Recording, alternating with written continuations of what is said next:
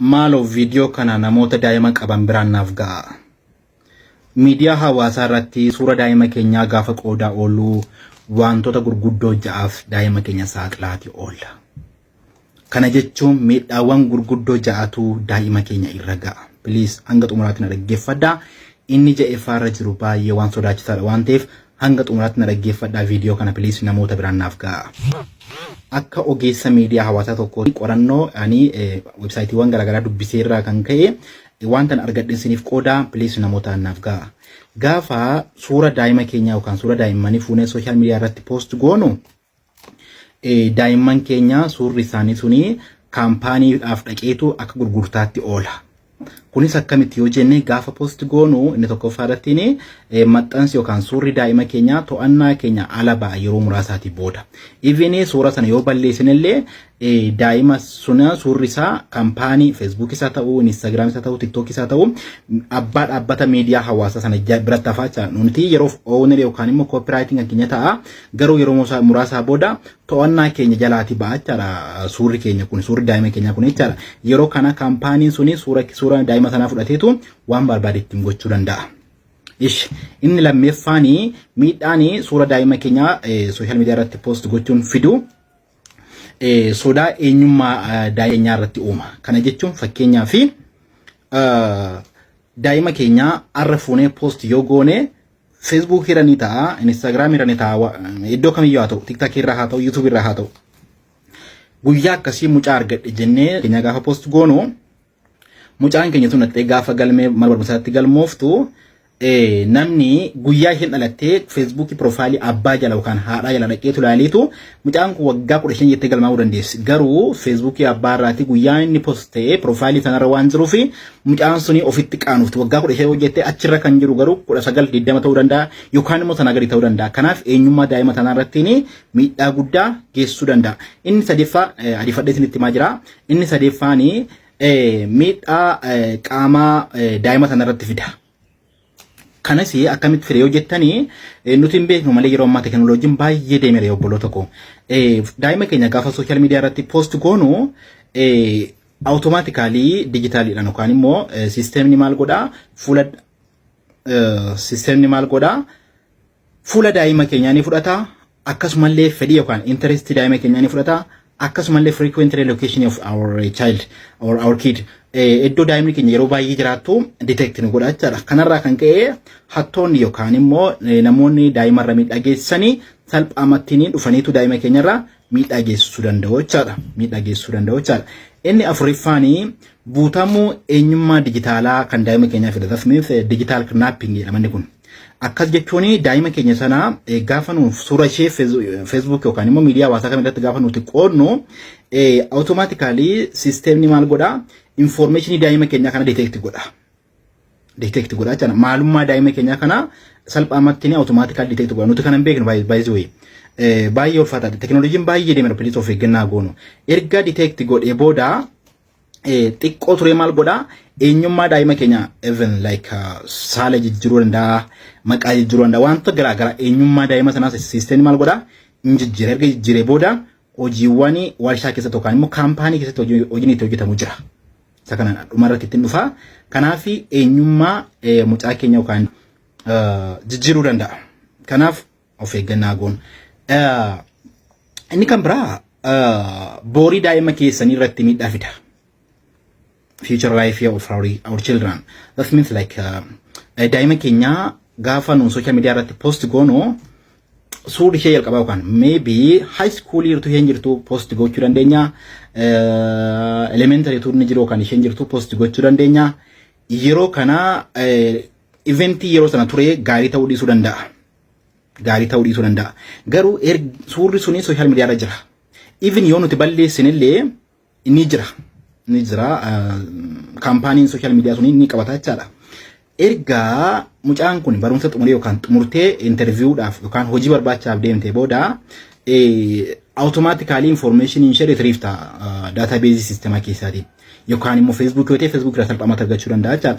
Innaa maalummaan mucaa sanaa yookaan intala sanaa yookaan dhiira sanaa hojii irratti illee side effect ni qabaata. Fakkeenyaaf sinumti gaafa Facebook nam tokko friend request nitti ergu utuun fudhatiin dura maal gootu suuraa isaa about isaa maalummaa isaa ilaaltu miti akkuma kana hojii irratti ni yookaan immoo maalummaa boorii nama sana irratti ni miidhaa geessaa jechaadha. Egaa dhaggeeffattoota keenya hanga ammaatti nafa hordofaa jirtan isa jeeffaa isinitti muufan deemaa inni jeeffaa baay'ee ulfaataa sodaachisaadha please copy link na godha. Inni jeeffaa fi inni sodaachisaan kun maal beektu websaayitii hojii dukkanaaf kennama suurri daa'ima keenya. Dark website warra jedhamte jira. Website hojii dukkanaa jechuun websaayitoonni daa'ima keenya fudhatanii miseensa dhaabbata jaajaa sanuun jennu kana isa kan kennantu jira. Automatically utuu nuti hin beekine jaraa fi miseensa akka ta'aniif eeyyamamaa jechaadha. Isa kanaaf ragaawwan hedduutu jira. An qoradhee ergan dubbisee booda isiniin gahaa jira. Kanaaf daa'ima keenya please gara social mediaatti baasuu haadhiisnu. Gara social media even fuulalee kebergooni baasuu haadhiisnu hin barbaachisu bakka hin barbaachisu. Kanaaf yoo obboloota koo gabaabseetan isinitti dubbadhee please viidiyoon kun dheeraa ta'uu danda'a. Hanga danda'amettiin viidiyoo kana nama hundumaa bira akka ga'uu fi share godhaa. Copy link godhaa hundumti keessanii of eeggadhaa viidiyoowwan akkasii social media wajjin qabatanii yeroo biraa isiniin qoodaa follow share godhaatiin hordofaan isiniin jira. Yeroo gaarii.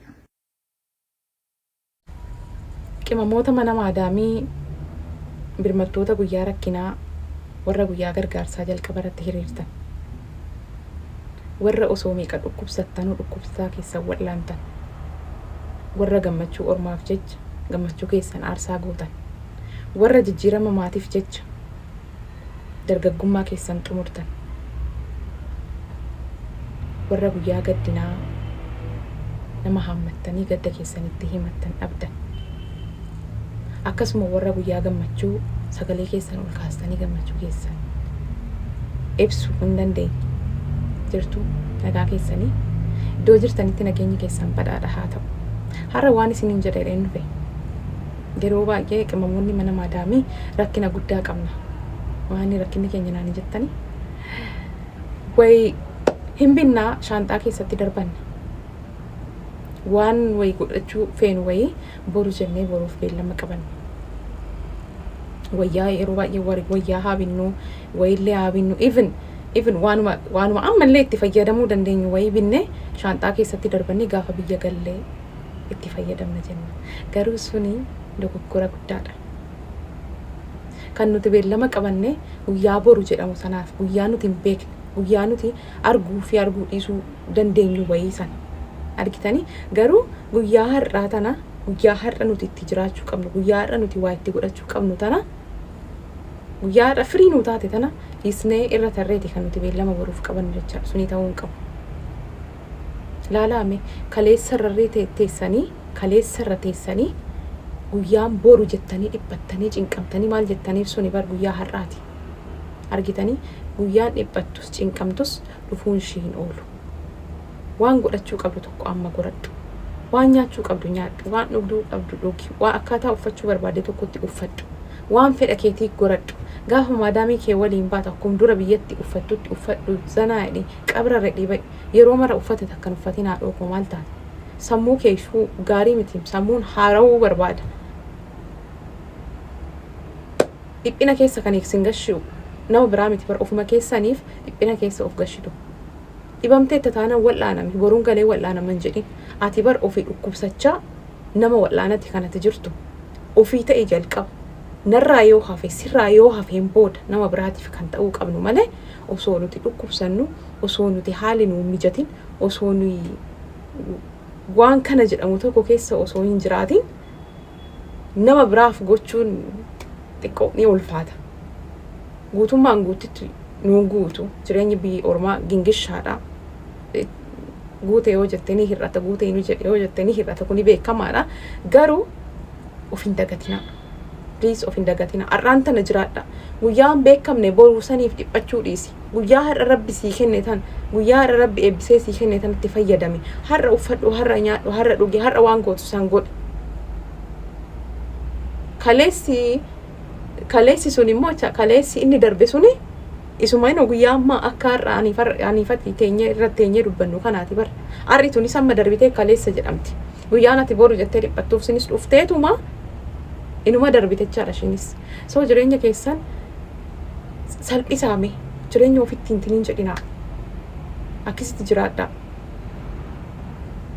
galteef kaanuun beektu karoora baafattan hangala jettee garuu waatu dhalataa kanati irrata santu irrata karoorsatu malee farramtaammas yoom galtaa haadhoo osoo galteen jiraatis sirra dargaggummaa kee biyya ormaatti xumurte burtukaana fakkaattee dhufte immoo muuzii xoologe fakkaatte isayyuu immoo ammayyuu boruun galee akkana godhadha boruun galee uffadha jettaa haadhoo koo uffadhu waan amma godhachuu qabdu tokko godhadhu maal taate osoo yeroon sirra hin darbin osoo namaa jiraattu ati bar duute dhaabbatatti duute kanaafuu akkasitti uffadhaa successful ta'uudha yoo ta'e immoo successful ta'uun gara naanii miti yookiin milkaa'uu barbaaddan yoo ta'e milkiin gara kanaan miti waa sadi godhadhaa milkii milkaa'uu yoo barbaaddan jalqaba rabbi jilbiiffattanii kadhattan san amanaani mamii tokko malee waan rabbi gaafattu tokko gaafattu shakkiin tokko keessa jiraannan atuu rabbii kee shakkite akkamitti sii godhare itti of gati bakka rabbi kee itti of gati jilbiiffadhu kadhadhu waan kadhachuu qabdu tokko inni biraan immoo namaa waan gaarii yaadi